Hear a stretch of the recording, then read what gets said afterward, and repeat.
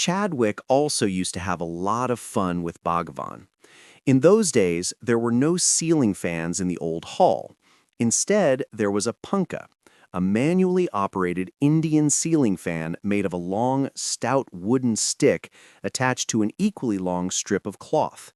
When the rope hanging from it was pulled, the punkah would move to and fro, sending down a pleasant breeze. In the old hall, the punkah's rope hung down behind Bhagavan's sofa.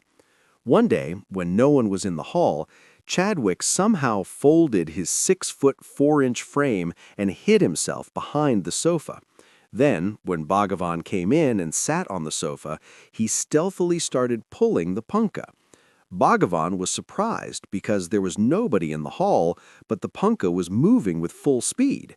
Since Bhagavan could only turn around very slowly, by the time he tried to find out who was pulling it, Chadwick would stop pulling the punkah and hide.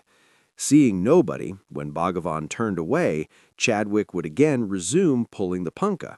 This happened a few times, until finally Bhagavan called out, "Chadwick, I know you are there." Bhagavan shared many of the secrets of the Holy Hill with Chadwick. Once, while they were in the hall, he addressed Chadwick, "Chadwick, when I was going around the hill, I was suddenly transported into the hill. I saw many cities, waterfalls, rivers, temples, and people there. These people who are here now were there, and hey, Chadwick, you were also there." After Bhagavan expressed this, Chadwick, Munagala Venkataramaya, Osborne, and many others independently had experiences in which they suddenly found themselves inside the mountain and saw waterfalls and cities with sages and saints meditating. It may look mysterious, but it is a true spiritual experience. The I Am that we have to awaken to is the same I Am which is inside the hill. Chadwick asked Sri Bhagavan to tell him more about Arunachala. Bhagavan told Chadwick about how he had roamed over the hill so much that not an inch of space on the hill was untouched by his feet. Bhagavan then narrated to him what happened once when he was roaming about the hill during his stay at Pachayaman Temple, situated in the forest at the foot of the hill. On that day, Bhagavan happened to look up and saw a huge banyan tree on top of a steep cliff. It struck him as possibly being the mythological tree under which Lord Dakshinamurthy sat as Arunagiri yogi. Bhagavan wanted to climb up towards it. On the way, his leg accidentally disturbed a hornet nest on a bush and was stung badly by the nest's now angry occupants. Bhagavan said that everything he saw suddenly disappeared.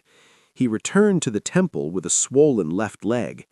Later on, Bhagavan warned devotees not to attempt to climb to that banyan tree.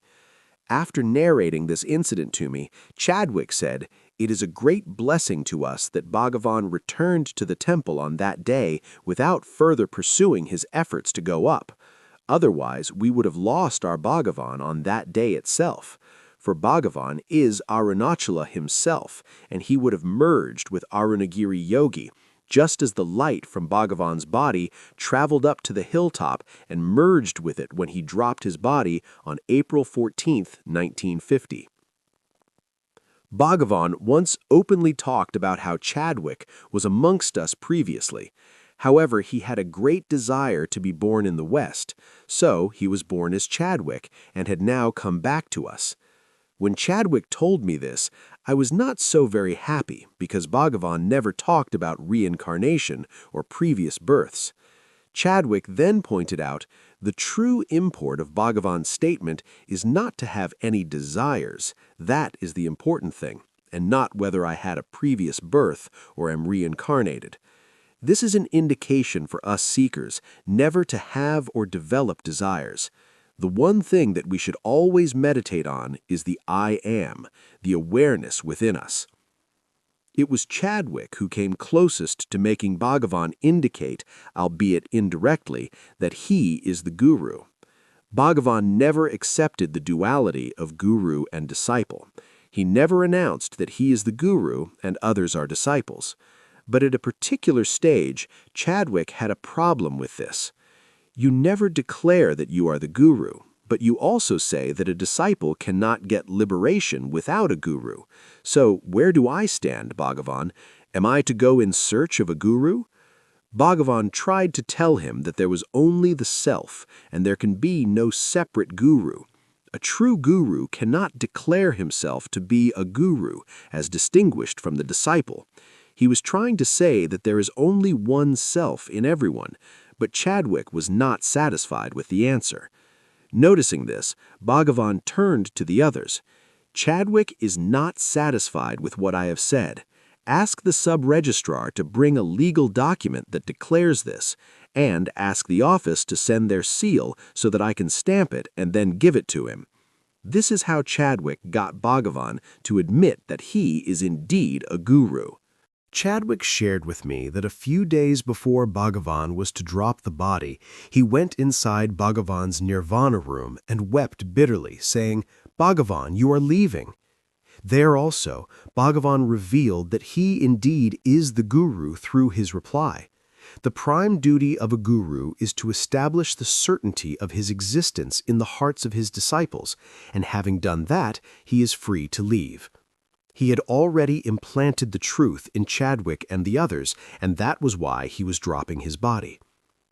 Once I asked Chadwick, "Are you realized?" I have put this question to all of the old devotees like Muruganar, Cohen, Osborne, Sadhu Natananda, Devaraja Mudalir, and others. None of them either said yes or no. All smiled. When I asked him whether he was realized, he did not say yes or no. Instead, he told me, "I will tell you what happened. After many years of my stay with Bhagavan, 4 or 5 years, I committed the mistake of trying to evaluate how much I have progressed spiritually. This is a thing any seeker should not do. I felt that I have not progressed. Many who saw me in Ramanasramam looked at me like I was a sage or a saint, saying, 'Oh, he is so fortunate. He is so close to Bhagavan. He meditates so much. He is already in that state.' This created a contradiction in me, as I personally felt that I was not progressing spiritually. However, having left the material life, I could not go back to a worldly life either. I felt caught between the devil and the deep sea. I was sorrow-stricken. I ran to Bhagavan's hall. He was alone. I told him, "Bhagavan, this is my plight. I am neither here nor there, and this causes much sorrow in me." Bhagavan looked at me compassionately and said, "Chadwick, who says all this?" Immediately, there was a current-like shock in my body, and I literally ran to my room, shut the doors, and went into a neutral state. I was not bothered whether I was spiritually maturing or whether I would be able to stay in the world. I was in a neutral state of silence. A few days passed like that, wherein I was neither happy nor worried. The only luxury that Chadwick allowed himself was taking his bath in a bathtub which he had in the veranda of his cottage. One day, shortly after the above incident, something happened unexpectedly. As Chadwick told me later, I was taking my bath, and very honestly, Ganesan, I was not in a spiritual state or in a prayerful mood when it suddenly dawned, the I am. He experienced it, not just as words. He was so ecstatic that he did not even dry himself. He just wrapped a towel around his waist and ran to the old hall, from where a few days back he had run away. Fortunately, this time too, Bhagavan was alone. In this spiritual ecstasy of experiencing the I am, where there was no Chadwick, just the I am, he asked Bhagavan, "Bhagavan, is this it?" Chadwick recounted, "Bhagavan gave me the most glorious smile, and then confirmed, 'Yes, Chadwick, this is that.' I then asked him, 'Bhagavan, is it so simple?' Bhagavan replied, 'Yes, it is that simple.' Since then, I've never had any doubt."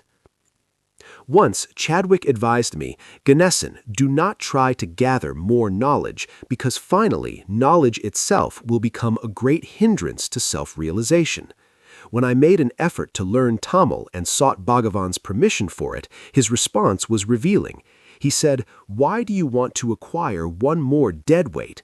All knowledge will have to be finally given up to experience the truth. You have to plunge within to experience the truth through the relentless practice of the inquiry, who am I? The key to self-realization is practice, practice, and practice only. I took that opportunity to seek one more clarification from him as to why Westerners were drawn more to Bhagavan's teachings. Chadwick's reply was significant. Bhagavan's message certainly is much appreciated in the West. His purely rational arguments and the lack of sentiment in his teachings have great appeal. He never preached or laid down the law. Instead, he always concentrated on turning the seeker back into himself and pointing out to him that it was entirely up to him, since the guru could only indicate the way and guide him, for no one can give self-realization to another.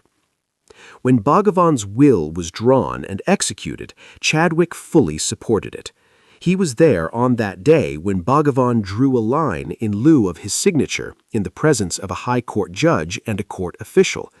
Later on, when some people started contesting it, Chadwick went to every relevant government office, testified that he was there when Bhagavan executed his will, and that the management of the ashram was left to the family.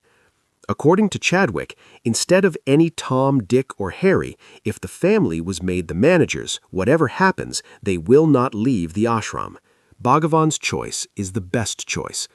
When my grandfather, Niranjananda, passed away, my father, Venkatu, became the manager, as he was next in the hierarchy.